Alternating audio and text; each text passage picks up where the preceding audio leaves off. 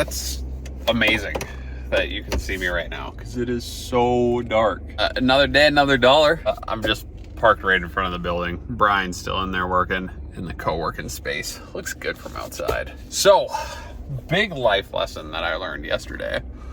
I was up north at a client project, probably about 2.5 hours away from the cities here. Brainerd area? Brainerd, if you guys want to look that up on a map. But up north, I'm standing on this property, which is massive. So this client has 2,000 acres, I believe, a beautiful cabin.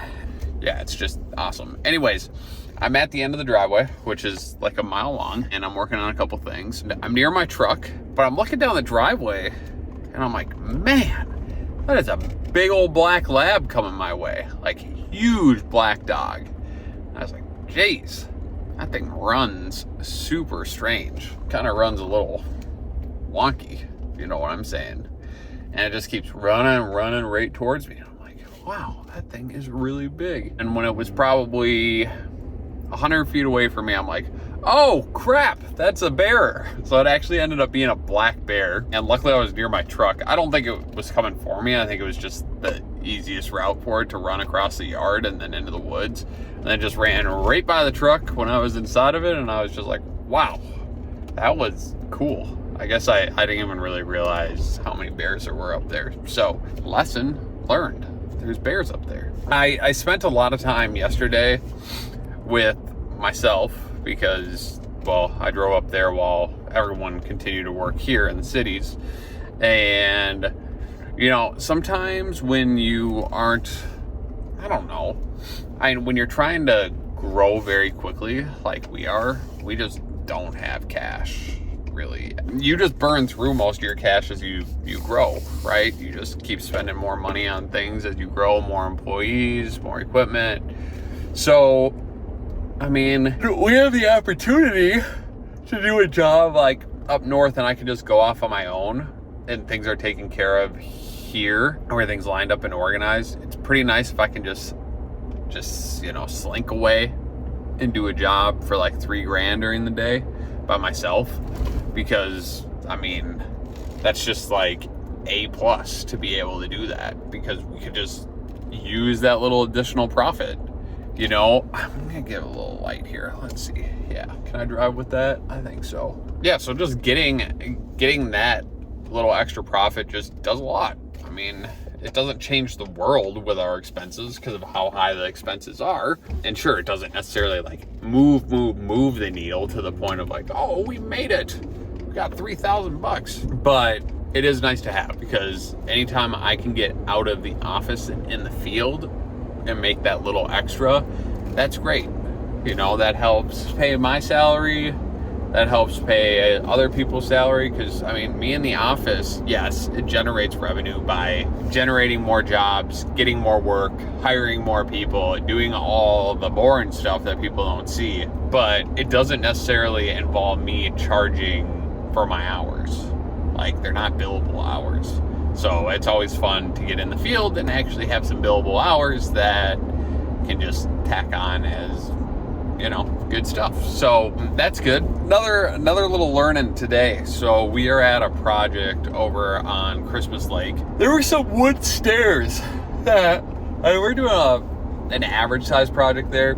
Putting a putting green, putting in a boulder retaining wall on the back side of the home, and then on the side of the home, we are putting in new stairs. And what was there were timber stairs. It was along the side of the house, big steep hill, timber stairs. We tore them out, and once they were torn out, I was like, Drew was actually like on site. I was like, dude, it is steep. And I had originally thought, oh, it's probably going to be a shallow enough hill that we could use a ditch witch to go up and down the hill. With that being the case, I decided that we would install those big 48-inch stone stairs, and each piece of stone weighs about 500 pounds. Yeah, no chance we're getting a ditch witch up and down the side of the hill. I was so far off. So you're probably thinking, well, can you just use an excavator?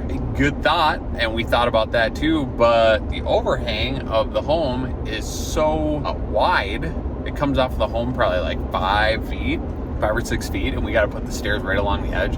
It's just like a tough spot. Yeah, we can't use an excavator either. So we'd have to do it by hand. And, you know, a couple of years ago, I would have probably been like, you know what?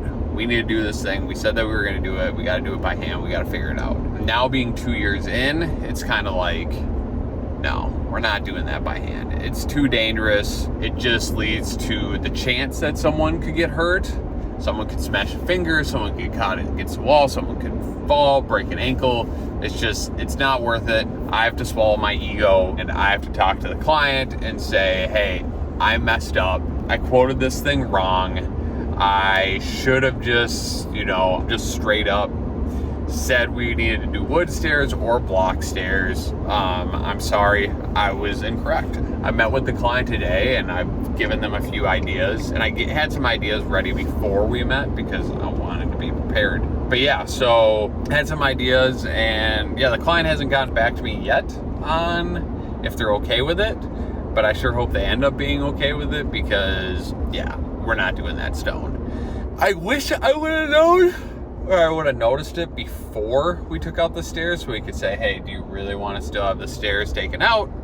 What are you thinking? And yeah, that's just my fault, but you know, people make mistakes. I make mistakes. I'm just as guilty of mistakes as everyone else. So yeah, tight quarters, no ability to get a machine in, really steep hill, no big old stone stairs. If you can't get an excavator to reach it, it's a no-go. So 100% my mistake. I've learned from it. The other thing I learned is I needed to be more clear with our putting green and explain how much room you need for the golf holes, like how much room you need, how much padding you need from the fringe on all sides. I didn't say that, so our holes are just a little tight. I think two of them are good, but the third one only has like 10 inches of padding, 18 inches of padding off the backside and the fringe. So just not super workable. We talked to our turf experts. Well, when I say turf experts, I mean we talked to our turf partners and they were just like, it's good enough, don't fix it. And it's a tight green, so it's kind of understandable. Gives you the most play on the green, so that's kind of what the guys were thinking, which is understandable, but just not really what we're looking for aesthetically and maybe playability wise. So yeah, so that's pretty cool. Yeah, I think in general that's about it. That's today's update. So thanks for watching, and I'll see you tomorrow.